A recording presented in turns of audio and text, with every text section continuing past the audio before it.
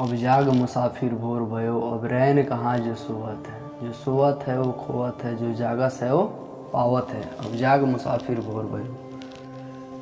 आज के बहुत युवा, बहुत ऐसे व्यक्ति जो अपना समय सोने में ही बर्बाद कर रहे हैं, ब्रह्म मुहूर्त में नहीं जग रहे हैं, जिससे आज उनको तरह तरह के रोगों को सामना करना पड़ रहा है। आज के इस दुनिया में लोग बाहरी आनंद को प्राप्त करने में लगे हुए हैं, आंतरिक स्तर पर कोई व्यक्ति खुश नहीं है। कोई ऐसे युवा प्राणी नहीं है जो आंतरिक स्तर पर खुश हो। देखिए, युवा को 18 से 25 के उम्र जो होता है वह इसी में कुछ कर दिखाने का, कुछ करने का उम्र होता है। इसमें वह अपने इस समय को, अमूल्य समय को बर्बाद कर रहे हैं, अपने जीवन को बेकार व्यर्थ गंवा रहे हैं। आज के बहुत ऐसे व्यक्ति हैं जिनको दमा, थायराइड, चीनी, कब्ज, पेट की बहुत ऐसे समस्याओं से ग्रसित है, परेशान हैं। आज बहुत ऐसे व्यक्ति हैं जो अपने मुख से सुनाते हैं कि हम हमेशा बीमार ही रहते हैं, इसका क्या उपाय है, हम कैसे ठीक रह सकते हैं। देखिए, हर चीज़ का, हर समस्या का समाधान है, हर रोग का इलाज है। बस व्यक्ति उसको सही तरीके से समझे कि हमें आखिर हुआ क्या है, हम इससे कैसे बाहर निकल सकते हैं। इसके लिए हमारे आयुर्वेद में, हमारे शास्त्र में ऐसा विधि बताया गया है जिससे कोई व्यक्ति इससे आसानी से ठीक कर सकता है।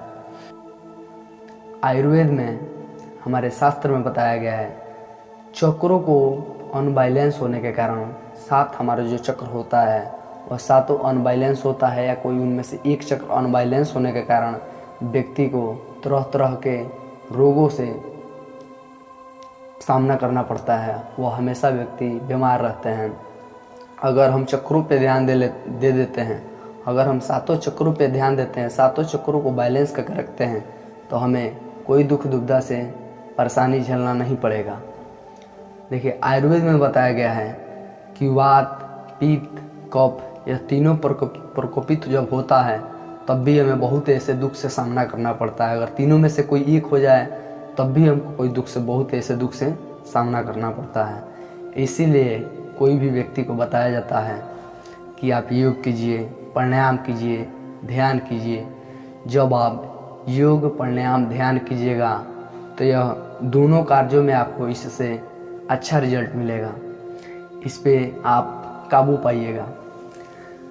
देखिए, बहुत ऐसे, हम जो बोले, बहुत ऐसे व्यक्ति हैं जो आज के बाहरी सुखों में लीन हैं, उनको आंतरिक सुख प्राप्त ही नहीं हो रहा है। चाहे वो महल बनवा ले रहे हैं, आज सोच रहे हैं कि हम इस महल में राज करेंगे, हम सुख प्राप्त करेंगे इससे।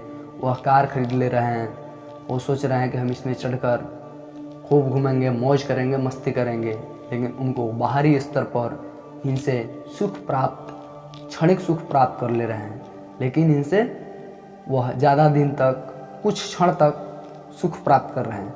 लेकिन असल में वही व्यक्ति आंतरिक सुख को प्राप्त करता है जो अपने आप को देखकर, जो अपने आप के संतुष्टि को पाकर, ध्यान करके, अपने आप के अंदर को देखकर, छिपी हुई शक्ति को जाकर, अपने आत्मबल को मजबूत करके जो व्यक्ति इस आनंद को प्राप्त करता है, वही व्यक्ति उस परमात्मा से भी मिल सकता है, अपने आप को मिला सकता है।